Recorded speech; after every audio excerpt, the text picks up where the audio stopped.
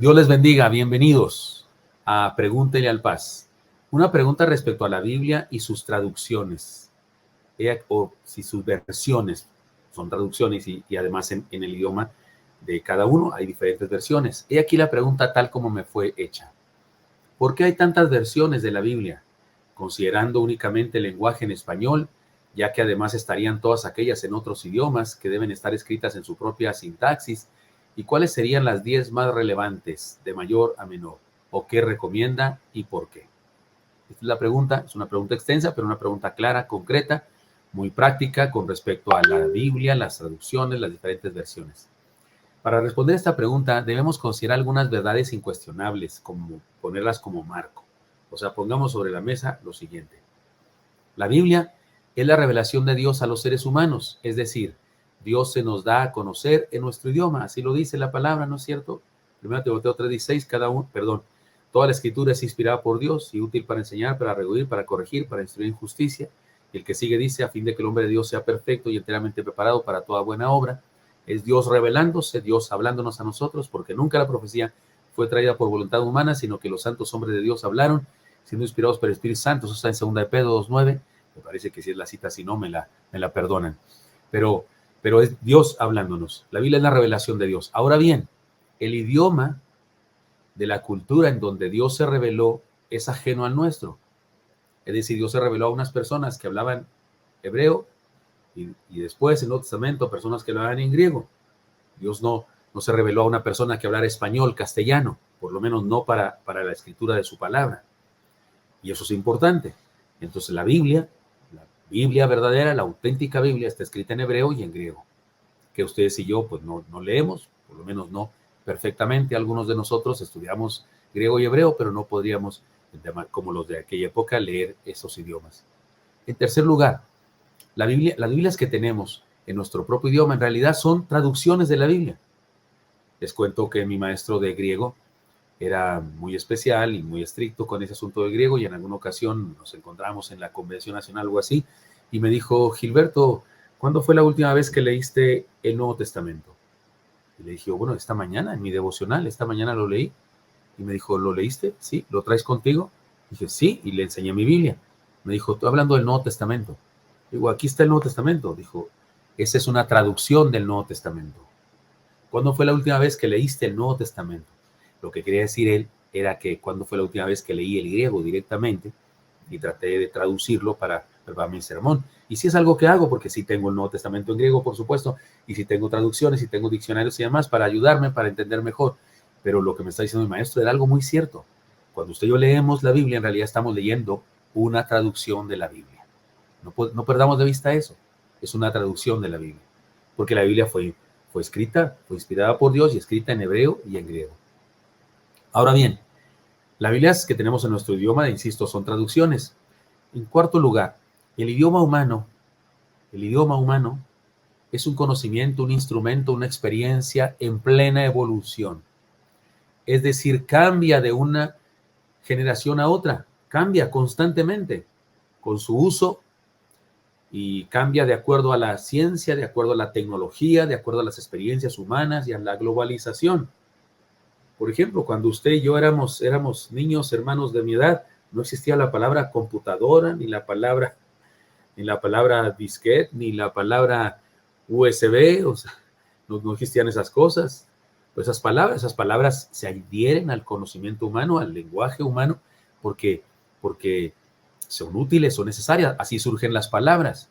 Además, la mezcla, la globalización, ustedes y yo usamos de repente palabras japonesas o coreanas o rusas o palabras norteamericanas, y en otros países también usan palabras nuestras porque hay una globalización, una interacción entre culturas. Y bien, para mantener la enseñanza de Dios que nos ha dado por medio de la revelación en su palabra, necesitamos actualizar las traducciones. Mire, le digo de esta manera, el idioma que se usó para escribir el Nuevo Testamento es el griego koiné. No es el griego que se habla actualmente en Grecia, no señor. Un griego actualmente que habla griego y va al griego koiné, al griego del Nuevo Testamento, no necesariamente lo entiende perfectamente. No, igual que usted y yo no podríamos entender casi nada de El Quijote de la Mancha de Cervantes Saavedra.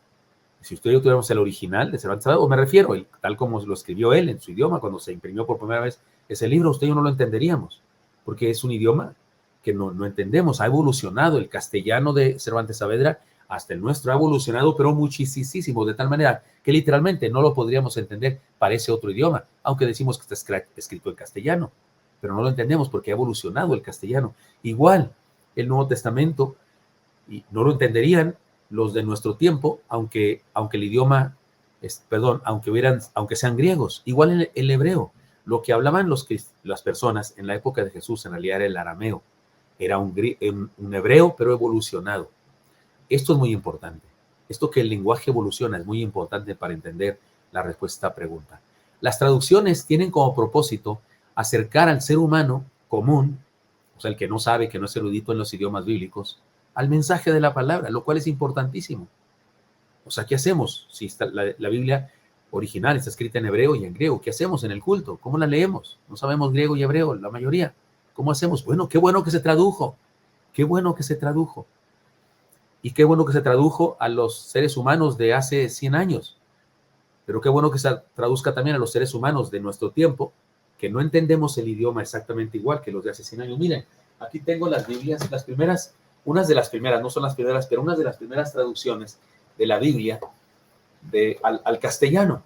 Aquí tengo, así es como la escribió, la tradujeron Reina Valera y Casiodoro de Reina y después Cipriano de Valera.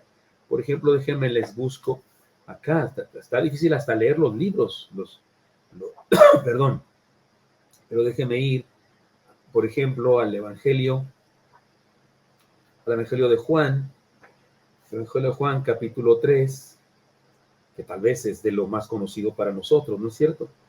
Capítulo 1, aquí Evangelio de Juan, el nombre dice, el Santo Evangelio de nuestro Señor Jesús. Y le voy a leer el capítulo 3, versículo 16, que ustedes y yo conocemos, seguramente va a ser muy parecido, pero no exactamente igual. Capítulo 3, versículo 16, y aquí dice así, porque de tal manera amó Dios a mudo, que haya dado a su Hijo unigénito, par todo. Bueno, lo estoy leyendo porque me lo sé de memoria, pero la verdad es que está escrito con diferentes palabras, con diferentes letras, que resulta difícil leerlo. No sería bueno regalarle esta es la Biblia del oso, la del cántaro, no sería bueno, esta es la de Cipriano de Valera, no sería bueno regalarle esta versión a un joven de nuestro tiempo, a nadie, ni a un viejo de nuestro tiempo, porque es un idioma diferente. Mi Biblia favorita que siempre traigo es una versión antigua, y ahí en 1 Corintios 13, usted y yo sabemos cómo dice, versículo 1, si yo hablase lenguas humanas y angélicas, si no tengo amor, nada soy. En esta versión dice, si yo hablase lenguas humanas y angélicas, si no tengo caridad, nada soy. Porque aquí se usa la palabra caridad para referirse al amor. Y usted y yo, el día de hoy, cuando pensamos en caridad, pensamos en darle una moneda a una viejecita que está pidiendo, limosna fuera de un templo. Por esa razón, las traducciones son indispensables, y también las nuevas versiones, porque una nueva versión es una traducción al mismo idioma, que ya hay traducciones, pero ahora para adecuarla a la nueva cultura, a los seres humanos de esta nueva época, que tienen otro lenguaje, que tienen algunos cambios muy importantes, como la palabra amor y la palabra caridad. La verdad es que un joven lee en Juan 3:16 la palabra caridad y no entiende lo que usted y yo entendemos cuando leemos la palabra amor. Ahora hay diversidad de traducciones con diversos puntos de partida que oscilan entre los siguientes extremos. Las traducciones tienen propósitos particulares. Por ejemplo, algunos quieren hacer el mensaje absolutamente claro, hacer el mensaje muy claro, que a los de este día no lo hagan, lo entiendan perfectamente bien. Otras versiones tienen la intención de ser absolutamente fieles al texto original, traducir palabra por palabra para ser fieles. Tienen una gran preocupación por hacerlo así. Yo hago eso. Algunos puntos de partida son estos: traducirlo al tiempo actual para que los que lo leen no necesiten otros instrumentos. y algunos otros tienen este punto de partida, mantener la fidelidad, aunque sea necesario otros instrumentos. Les pongo un ejemplo.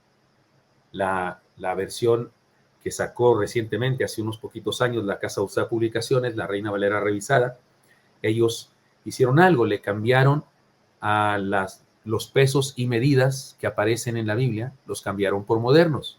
Usted y yo leemos en nuestra versión 60, Reina Valera 60, leemos que estaba a 10 estadios, o que estaba como a tiro de un arco, y que los cántaros aquellos tenían tantos vatos, o tenían, es decir, se usan palabras de las pesos y medidas de aquella época. La Reina Valera Revisada de la Casa Bautista dice, y estaba a kilómetro 250 metros más o menos, y ahí cabían como unos 45 litros. Usa la palabra litros y usa la palabra kilómetros para adecuarlo a nuestra época. Porque la idea de esta traducción es hacerlo lo más cercano al ser humano para que no necesite pues, tener un equivalente de pesos y medidas, no necesite esas cosas.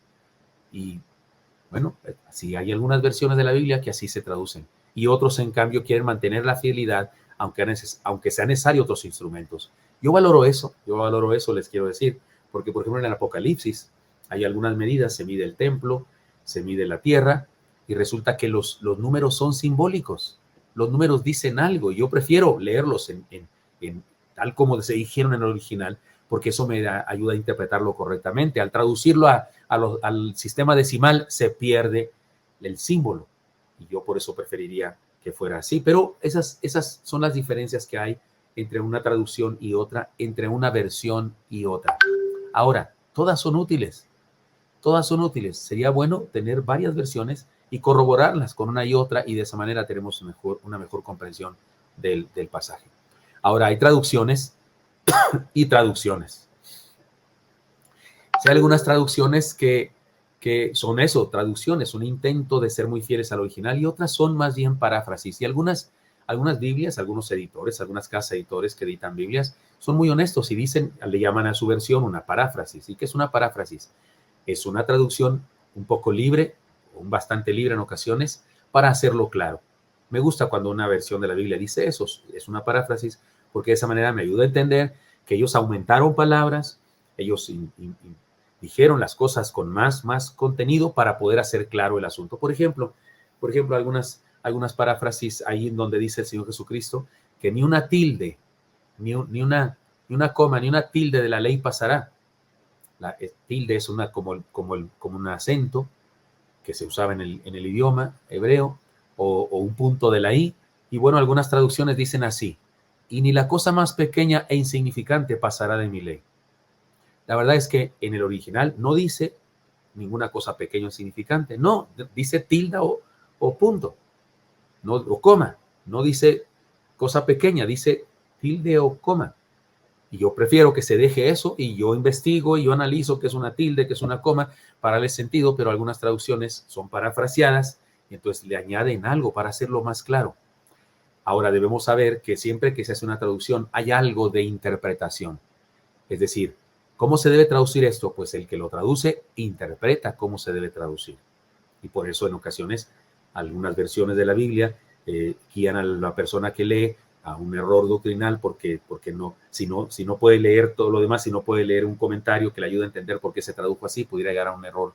Por ejemplo, ahí en primera los Corintios, capítulo 11, cuando se habla de los asuntos espirituales, el apóstol Pablo dice algo que a mí siempre me preocupa mucho, porque todas las versiones traducen más o menos igual, y es lo que más me molesta. Solo encontré una versión católica que lo tradujera de una manera diferente, que sería lo correcto, fíjese nomás lo que estoy diciendo. Pero dice, por ejemplo, capítulo 12 de Primera a los Corintios, dice: pero no quiero que ignoréis, hermanos, acerca de los dones espirituales. La palabra dones aquí no aparece en el original, no aparece en la original. Dice: no quiero, hermanos, que ignoréis acerca de los espirituales.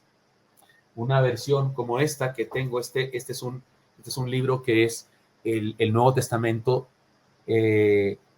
interlineal, griego-español. Es decir, aparece en la parte de arriba el griego, abajo las palabras en castellano o al revés, y así usted puede ir viendo la equivalencia de las palabras que pusieron.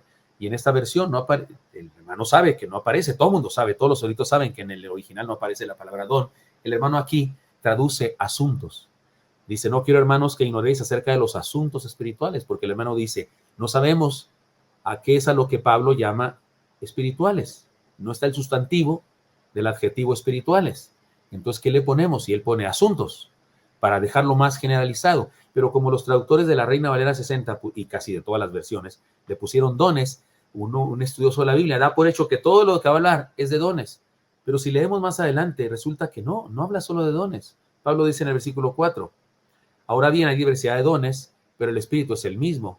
Hay diversidad de ministerios, pero el Señor es el mismo.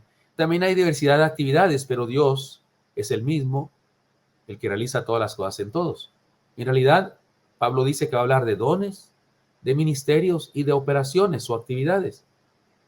Así es que hicieron bien, y hace bien el hermano La Cueva en decir asuntos, y no me parece que la traducción de ponerle dones, que es una añadidura, haga justicia al pasaje.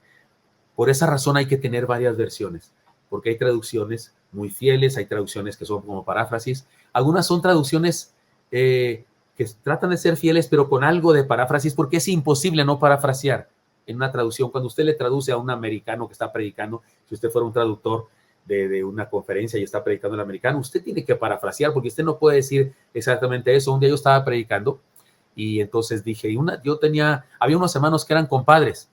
Allá no existe esa palabra de compadres. Entonces el hermano, yo volteé a ver lo que dijo y él dijo que había dos familias que tenían some relationship, cierto tipo de relación, dijo él. Sí, porque no puede decir que eran padrinos, no existe eso en Estados Unidos, en la cultura gringa por lo menos, en la hispana sí, pero no en la cultura anglo-sajona, y entonces uno tiene que parafrasear. Así, por esa razón, son las traducciones y las versiones diversas. Yo particularmente, de las versiones de antes, de las versiones más que tratan de ser más fieles, sigo prefiriendo la Reina Valera 60, aunque reconozco que tiene algunas deficiencias, pero para eso puedo usar otras versiones, y de las versiones más modernas, la que más me parece menos parafraseada, y recomiendo yo más que cualquiera, sería la nueva versión internacional. Y sé que hay algunos chismes ahí respecto a esta versión. Recuerde usted que en el mundo del internet hay muchas noticias o fake news, se dice, ¿verdad? O noticias mentirosas. Tenga cuidado de eso. No creamos todo lo que se dice, aunque lo diga una página cristiana. La nueva versión internacional es una excelente versión. Me gusta. Me parece que si tuviéramos que cambiar en nuestra iglesia, si dijéramos, ya vamos a tener una versión más moderna para que la entiendan los jóvenes, yo escogería la nueva versión internacional. De todas las demás, no puedo hacer un catálogo como me pide aquí mi hermana, que me pide del 1 al 10 o del 10 al 1 y decir cuáles. No podría hacer eso porque no tengo la habilidad para medir tan precisamente las bondades o lo que sea. Creo que lo que debemos hacer es tener varias versiones, leerlas y corroborarlas y entender que el original está en hebreo y en griego, y que toda traducción y toda versión siempre tendrá su posibilidad de no estar traduciendo del todo en forma perfecta, pero sabiendo eso podemos tener 2 o 3 o más y corroborar y llegar a una idea más exacta a lo que decía el original, ¿de acuerdo? Pero he aquí lo más importante de esta pregunta, he aquí lo más importante que quiero decir. Estas enseñanzas prácticas respecto a esta realidad de las diferentes versiones y traducciones, yo le diría lo siguiente, hermanos míos. Número 1, la formación de la Biblia también es parte de la revelación de Dios. Dios se reveló hablando con los seres humanos a través de teofanías. Dios se reveló viniendo a estar entre nosotros en Jesucristo, que es la más grande revelación que ha habido. Y Dios se reveló ayudando a seres humanos a escribir su mensaje y les cuidó de no cometer errores de teología, doctrinales. Esto de la Biblia y el proceso de la creación de la Biblia es parte de su revelación. Se trata de un proceso planeado, dirigido y vigilado por el Señor. Él motivó a sus siervos a escribir, les cuidó de todo error, les inspiró para que escribieran su mensaje y después guió a la iglesia para que reconociera su revelación en esos escritos y para que los hombres adoremos. Así es que es la revelación de Dios, su palabra. Y lo hizo en forma dinámica. Usó a seres humanos imperfectos, usó a seres humanos con errores, pero les cuidó de que lo que escribieran, el mensaje que escribieran, fuera el que él quería dar. Número 2, el proceso de la formación de la Biblia fue un asunto dinámico, lleno de emociones, sentimientos y vivencias. Dios respetó el intelecto, el conocimiento, las experiencias y la profesión del que escribió y la integridad del ser humano y lo guió para que no cometiera errores al escribir su revelación, no cometiera errores en el sentido del mensaje, pero por supuesto que cometieron errores ortográficos y cometieron errores de sintaxis. Eso está claro, los eruditos en hebreo, en griego, se dan cuenta de eso, porque eran mortales, normales. No, porque la palabra no fue dictada, no es que le dijo Pablo y escribe, salúdenme a Trifena y a Trifosa, no fue así. Pablo escribió una carta que ni sabía que era inspirado por Dios. Él escribió una carta a unos hermanos, pero Dios cuidó que lo que escribiera tuviera el mensaje perfecto, el mensaje claro, el mensaje puro de su teología, de su verdad. Eso fue lo que Dios cuidó. El apóstol Pablo pudo haber, al estar escribiendo, o su escribano, haber hecho una gota de más y hacer una raya que manchó el pergamino. ¿No? Eso no importa, pero el mensaje es perfecto. Así que nuestro acercamiento a la Biblia debe ser igualmente dinámico como fue dinámicamente inspirada. Estudiemos, reflexionemos, leamos comentarios, preguntemos, investiguemos todo sobre la cultura del contexto del pasaje. Interpretaciones basadas en la esperanza mágica o el equivocado concepto que algunos dicen, es que Dios me dio palabra. Algunos piensan que, Señor, dime, debo ir, no debo ir, debo casarme, no debo casarme, háblame, Señor. Y luego leen ese texto, Dios me dio palabra, por favor, no es una ouija, la Biblia no es una ouija. La Biblia es un documento que contiene otros documentos, contiene cartas, contiene historias, contiene poemas, contiene canciones que fueron escritas en su contexto cultural y en su contexto social, económico y en su contexto emocional. Debemos estudiarlo en ese contexto y luego extraer las enseñanzas para nuestra vida, pero no usarlo como si fuera un compendio de palabras que dicen sí, no, sí cásate, no cásate, sí ve, no ve. Eso es un error gravísimo que cometen algunas personas. No consideran el trasfondo del texto, ni a quién se lo escribió, ni por qué se lo escribió. Cuando dice ahí, ve y dile, se lo dijo a un personaje de la Biblia, no a mí, se lo dijo a un personaje de la Biblia. Yo debo estudiar por qué se lo dijo, cuándo se lo dijo, cuál era la circunstancia para extraer la enseñanza, pero no tomar como que me lo dijo a mí, porque ahí dice sí, ve. Cuidado con eso. Un ejemplar de la Biblia, en tercer lugar, un ejemplar de la Biblia es papel, es cartón, piel o vinil, y nada de eso es santo. Nada de eso es caído del cielo o algo así. Es su mensaje, es lo que nos revela respecto a quién es Dios y qué quiere, lo que debemos valorar de manera absoluta. Porque hay gente que valora tanto el libro que no lo lee, no lo maltrata, lo tiene ahí guardadito. Pues yo sí lo leo y sí se me maltrata porque no está guardadito. Así es que eso es lo santo, eso es lo inspirado por Dios, su mensaje. 4. La Biblia, físicamente hablando, no es un libro mágico, no es un amuleto. No es un somnífero, como algunas personas, no podía dormir, pastor, no puedo dormir. ¿Y qué hizo, hermano? Pues me puse a leer la Biblia para ver si me dormía. ¿Qué es eso? Por favor. No es un amuleto como si lo traigo conmigo me va a salvar. No. Vemos películas ahí, algunos ven películas en la televisión de exorcistas y ve al exorcista con la Biblia y por esta palabra. No es un poder, la Biblia no tiene un poder, una energía para lanzar lejos a los demonios. Por favor, no es así. Es un mensaje, el poderoso, porque es Dios el poderoso que manda ese mensaje con poder para transformar nuestra vida. La palabra de Dios contenida en la Biblia es la espada del Espíritu y es lo que sí nos llegó del cielo, el contenido de la Biblia. 5. Muchos de los autores humanos de la Biblia, casi todos los del Nuevo Testamento, murieron por habernos dado ese testimonio en sus libros y cartas. Algunos del Antiguo Testamento también murieron por haber escrito eso. Esto habla del gran valor, la importancia mayúscula y vital de su mensaje. Debemos valorarlo, escucharlo, leyendo, meditando, memorizando, estudiando y aplicando a nuestra vida. Número 6. Desde el nacimiento del cristianismo, siglo I de la era cristiana, la palabra de Dios ha sido importante. Una comunidad de fe, la iglesia, que realiza la exégesis o el estudio para asegurar la sana doctrina. Dice la palabra, y estos eran más nobles que los que estaban en Tesalónica, pues recibieron la palabra con toda solicitud, escudriñando cada día las escrituras para ver si estas cosas eran así. Hechos 17:11. Imagínense, predicaba Pablo y se iban a la Biblia, al Antiguo Testamento, a ver si lo que decía era cierto. Era una iglesia estudiosa, así debemos ser nosotros. Si a Pablo mismo lo ponían a prueba a la luz de la Biblia, ¿cuánto más a nosotros? Otro ejemplo, la palabra era leída en las sinagogas y se le dio el libro del profeta Isaías y habiendo abierto el libro halló el lugar donde estaba escrito. Lucas 4:17, ustedes y yo sabemos aquello. El Espíritu del Señor está sobre mí, me ha enviado a predicar libertad a los cautivos. Leyó el Señor en la sinagoga. El mismo Señor se integró a esta tradición de leer la Biblia. La palabra se lee en las iglesias recién surgidas. Bienaventurado el que lee y los que oyen las palabras de esta profecía y guardan las cosas en ella escritas, porque el tiempo está cerca. Esto está en Apocalipsis 1:3. La iglesia del primer siglo ya tenía la costumbre de leer los libros sagrados, incluyendo cartas de Pablo como el Apocalipsis, cartas de Pablo y cartas de Juan como el Apocalipsis, tal como se sugiere o se ordena. En el primer siglo ya se leía en las iglesias lo que estaba escrito en el Nuevo Testamento incluso. Miren, les leo.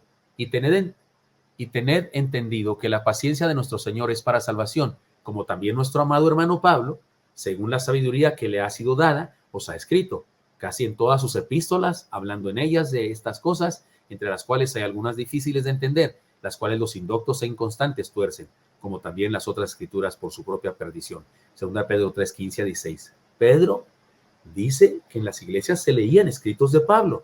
O sea, aún el Nuevo Testamento, en el primer siglo, comenzó a leerse como palabra de Dios. Existe una corriente que se está haciendo muy popular en nuestro tiempo y nuestro medio evangélico que desgraciadamente promueven algunos cristianos,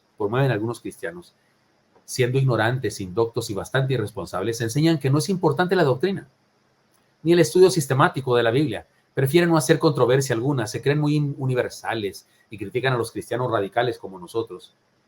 Yo digo, si Dios inspiró su palabra, de seguro espera que nos dejemos cautivar por ella. Como decía Martín Lutero, mi mente está cautiva por la palabra de Dios, y que la estudiemos a profundidad y que defendamos su mensaje. Y 7, en la Biblia tenemos un tesoro, pero muy a menudo ese tesoro está escondido. Debemos aprender a sacarlo a la luz. Así que, hermanos míos, sí, saquemos a la luz la palabra.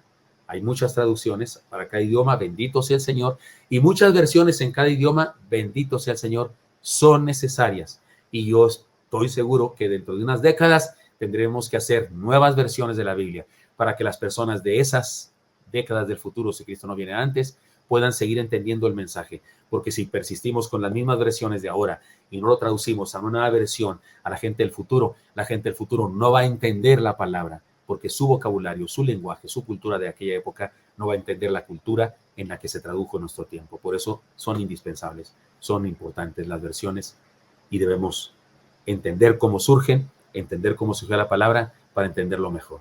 Espero que esto esté claro. Dios les bendiga.